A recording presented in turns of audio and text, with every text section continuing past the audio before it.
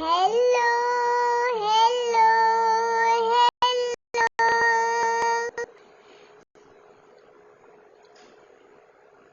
दोस्तों, आज मैं आपको सेंटेंसेस के बारे में बताऊंगा। हमारे प्लैनेट में सेंटेंसेस को क्या कहा जाता है वो भी मैं आपको बताऊंगा। A group of words with complete sense is called sentence. हमने अपने प्लैनेट में सेंटेंस के 4 डिवीजन किए हैं। एक है डिक्लेरेटिव, जिसको एजर्टिव भी कहते हैं अर्थ में।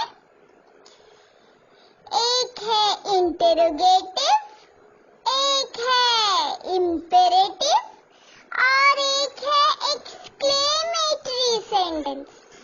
डिक्लेरेटिव का मतलब होता है दोस्तों नॉर्मल सेंटेंसेस जो कैपिटल से स्टार्ट हो, फुल स्टॉप पे खत्म हो। स्टेटमेंट जैसे